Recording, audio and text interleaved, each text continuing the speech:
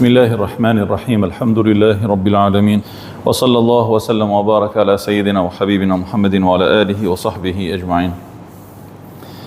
Javën që kaloi, hodhëm dritë rreth disa ajeteve kuranore dhe haditheve të pejgamberit alayhi salatu wasalam që kanë të bëjnë me përkushtimin e besimtarit për të ruajtur gjuhën e tij.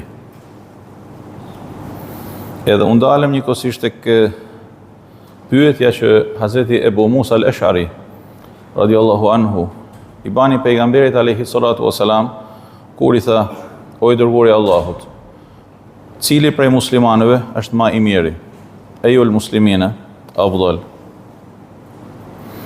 Edhe subhanallahu, kur ti e ndëgjon këtë pyetje, patjetër që në mendjen tënde mund të shkojnë lloj-lloj njerëzish që me veprat e tyre mund të përfitojnë këtë cilësim nga pejgamberi alayhi salatu wasalam, do të thonë më i miri, më i përzgjedhuri, më i veçantë në mesin e muslimanëve. Edhe njëkohësisht gjithsecili për ne do të dëshironte me kënë ky person. Do të thonë në vetvete me unë i mirë, kur ti e bën një vepër për cilën pejgamberi alayhi salatu wasalam dëshmon se është vepër që të etiketon si më të mirin në mesin e muslimanëve.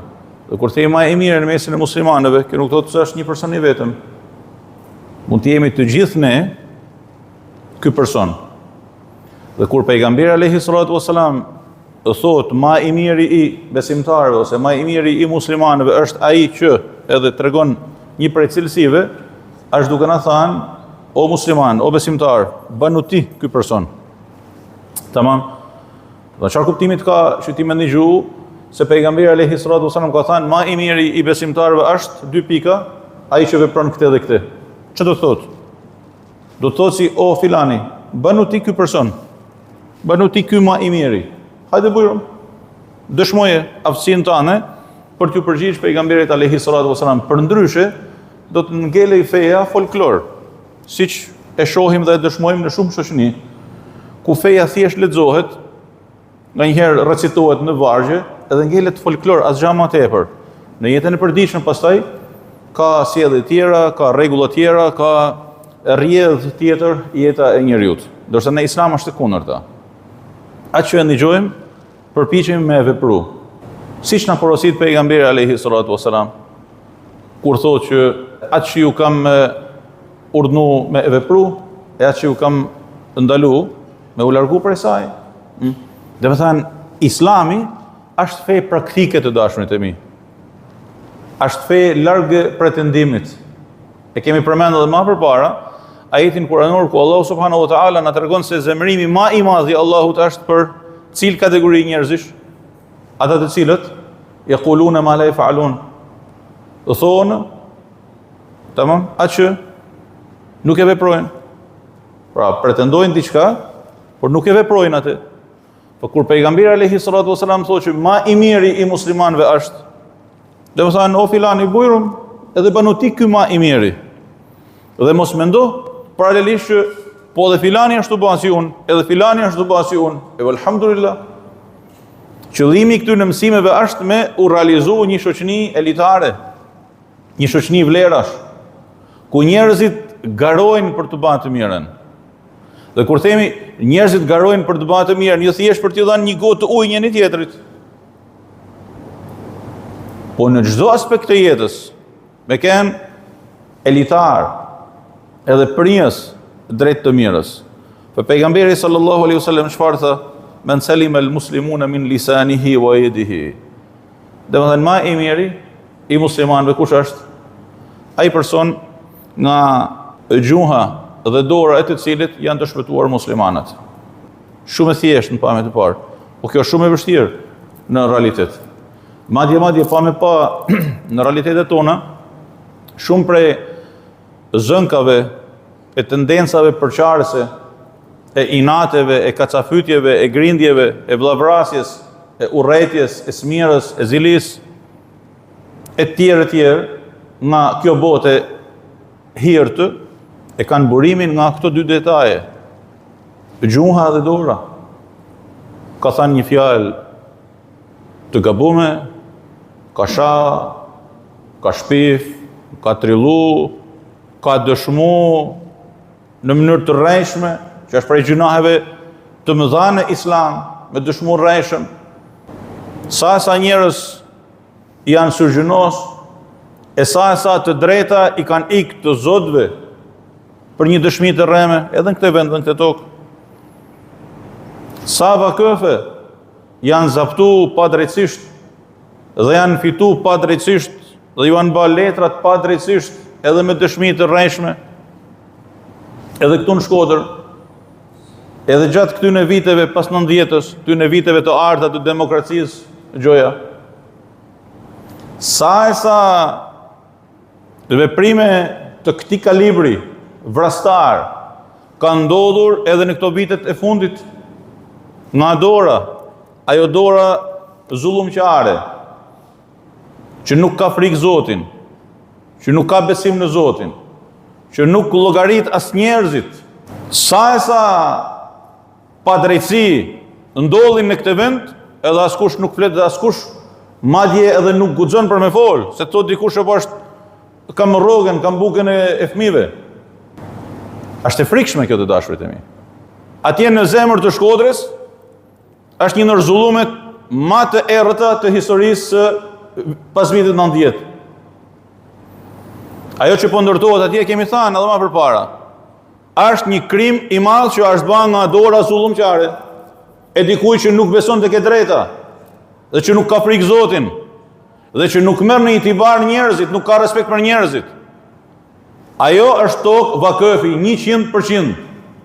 Ka letra, s'ka letra, ka gjykata, s'ka gjykata. Ky shtet ja ka heqë të drejtën, ky shtet ja ka grabit muslimanëve atë tokë, ky shtet ja ka tjetërsu. Këto qeveri e kanë bëhet zullum, dhe vazhdon të bëhet prapë zullum.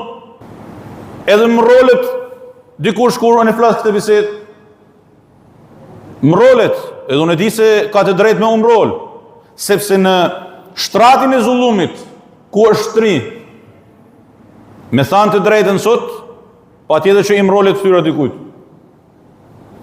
Po nëse duke kemi kurrajon me thanë edhe këtë, atëherë është ma mirë me mbyll dyqanin tonë. Mirë, po dyqani jonë, për të mirën atë keqen e shumë kujt, nuk mbyllet kurrë, të dashurit e mi. Për te i njerëzve, si puna e këtij që flet. Ne jemi kalimtar, ndërsa ky dyqan nuk mbyllet kurrë. Për me thanë të drejten me izgju njerëzit, me thanë ore ngrihuni pra dhe kërkoni drejten tuaj. Ngrihuni se u ba zullumi mal. Fa hadithi pejgamberit alayhi salatu wasalam që thotë që më i miri i muslimanëve është ai nga gjuha dhe dora të cilit janë të shpëtuar muslimanët. Ore mos mendoni se është hadith i lehtë. I përfshin edhe politikanët musliman, i përfshin edhe drejtuesit musliman, i përfshin edhe tregtarët musliman, i përfshin edhe ekonomistët musliman, i përfshin edhe mjekët musliman, përfshin çdo musliman, çfarë do lloj zanati, e posti, e detyre që të ketë, nga myftiju e poshtë, të gjithë i përfshin. Që thotë, ruaj e dorën tane, mos bash zullum. Mos i bash zullum dikujt me atë dorë, se ka me të tha një ditë. Absolutisht. Ka me të xhan duaja e atij që është bën pa drejtësi dhe nuk ka me shku askush në botë kur ta kapin duaja e atij që është bën pa drejtësi.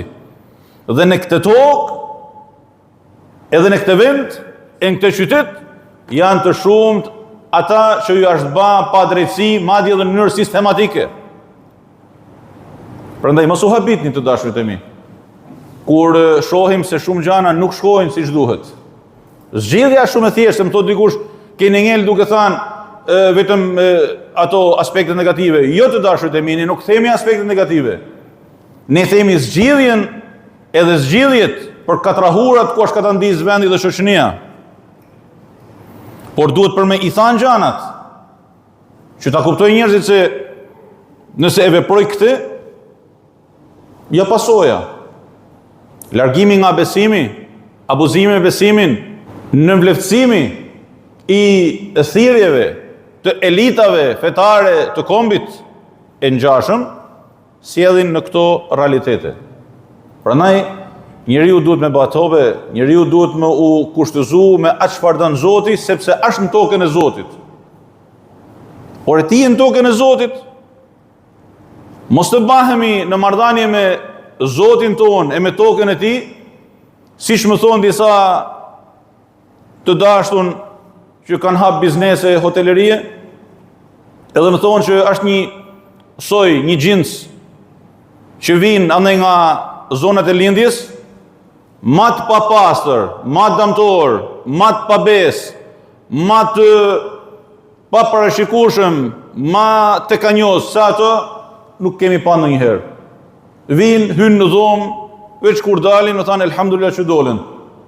Mirë më thanë, o Zotë, kur rajo, kur të hymë mranë që të gjemë, pa pasërti, dame, shkatrime, edhe kur vendosin ato, që i thojnë atyne, rejtet, që janë ato, vlerësimet. Vlerësime negative e tjere tjere. Mos të bahemi ne si kësoj, në tokën e Zotit. E në mikpritjen e Allahu subhanahu wa ta'ala në tokën e ti, në vendin e ti. Kjo tokë është Allahut azza wa jall. Ne jemi të Allahut azza wa jall. E themi me raste fatkeqësish, inna lillahi wa inna ilaihi raji'un. Ço do thot? Ço do thot? Kush e din? Inna lillahi wa inna ilaihi raji'un. Si ço e zani pak? Të Allahut jemi dhe të ka i do të kthehemi, Allahu shpërblef. Ço do thot? Të Allahut jemi, kur vetëm në raste fatkeqësish? Kur na ka dek dikush? Kur shkojmë me ngushëllu dikën? Jo më të Allahut jemi, qyrë se hapim syt, e deri se i mbyllim, e prep i rihapim, e i rimyllim, i rihapim, e deri sa të kthehemi në jetën e përteme, e kështu këtë tjetë për gjithmonë, të Allahut jemi. Dhe tek Allahu do të kthehemi, me që më u kthy tek Allahu azza wa jall? Me që më u kthy? Me padrejtësi, me zullume në njëri tjetrit, me mungesën e kurajës për t'i kërkuar falje Allahut azza wa jall. Me që me u kthy tek Allahu te baraka wa taala. Fe duhet me i thanë të dashurit e mi. Ma i mirë i muslimanëve është ai nga gjuha dhe dora e të cilit janë të shpëtuar muslimanët. Pyet veten tënde. Ai ki bën kujtëm paktën në vitin e fundit. Ta marrim si detyrë unë edhe të gjithë të pranishmit, e ata që na ndëgjojnë. Të paktën nga sot e një vit. Ai kam bërë kujt pa drejtësi me gjuhën time? Pra, a kam fol keq për kënd? A kam përfolken? A kam bërë thashë theme për dikën tjetër? A e kam hum kohën me thashë theme duke i bërë dëm edhe tjetrit? A i kam bërë kujt dëm me dorën time? Me lapsin tim? Me firmën time? Me vullin time? Nëse konstatojmë se kemi bërë me shku me kërku falje të dashurit e mi. Kjo është zgjidhja. Me i kërku falje. Po i ka vdek. Me u lutë për të. Allahumme fale filanin. Allahumme aq sa i kam hyrë në hak filanit me dorën time, me gjuhën time, bëne sadaka për shpirtin e tij. Deri në ditën e gjykimit. Aq gjunahe fali, edhe më falë edhe mu bashkë me të. Kërko falje. Ndryshe nuk ka me kalu kështu, lu gelame, zullumet vu, thashe themet vu, dora, edhe që shkruan në rrjetet sociale, edhe që klikon në rrjetet sociale, ku ka dëm për tjetrin, për muslimanin, thashe themet, trillime, paranoja, edhe ato janë njëkohësisht si këto që po flasim, me kërku falje, dhe njëkohësisht me bë kthes. Ndryshe nuk ka. Çfarë lexojmë në trashëgimin e të parëve prej ulemave të mëdhenj, domethënë nga shtresa e sahabëve të pejgamberit ton alayhi salatu wasalam deri në ditët tona, në lidhje me këtë temë. Ka shumë. I kam shënu disa gjana. Hazreti Luqmani alayhi salam i tha të birit, i tha o biri im, nëse njerëzit mburren me fjalët e tyre, ti mburru me husni samtike, me heshtjen tane të ekuilibruar, me ditë kur me hesht, me ditë kur me u frenu, edhe mos me e thanë fjalen, edhe nëse ti mundesh me fol, edhe nëse ti mundesh për me e thanë fjalen. Tha El-Fudejl ibn Iyad, alayhi rahmatullah, tha nuk ka haqj, as ribat, dhe me thanë gatishmëri edhe qëndres në rrugën e Allahut, as gjihad, ashad min habsi lisan, ma të ranë e ma të vështirë se sa me i ba habs gjuhës. Të më shumë të din fjallën habs. Të rritë të din që të me thëmë habs me e burgos, me e fut në burg. Habs. Haji, sa i vështirë është haji? Bek të kujtohet? Është i vështirë haji. Është i mrekullueshëm, është i vështirë. Fizikisht. Tamam, për çdo moshë. Megjithatë ai zotnia thotë, me rujt gjuhën është edhe më e vështirë. Subhanallah. Edhe më e vështirë. Edhe për fund.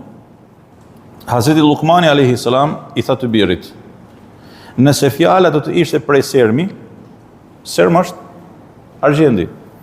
Heshtja do të ishte flori. Heshtja do të ishte flori. Në komentimin e kësaj fjale, princi i besimtarëve në lëmin e hadithit, Imam Ibn Hajar Asqalani thotë kështu: kjo është dëshmi e dukshme se të hequrit në dorë nga gjunahu është më mirë se veprimi i adhurimeve. Me heq dorë nga gjunahu është më mirë se sa veprimi i adhurimeve, sepse i ka thënë, nëse fjala do të ishte prej sermi, heshtja do të ishte prej floriri. Fjala është me thënë, me vepru, heshtja është me u frenu. Që do thotë se me u frenu nga e keqja është më mirë se sa, edhe më nalë se sa me vepru të mirën. I lutem Allahu subhanahu wa taala me na udhëzu drejt më të mirës, e me na bë për atyre që ndëgjojnë fjalën dhe veprojnë më të mirën e saj. Inshallah taala, nëse kemi jetë dhe marrësi dhe bekim të xhumane ardhshme, e vazhdojmë prej ku elam, alhamdulillahi rabbil alamin.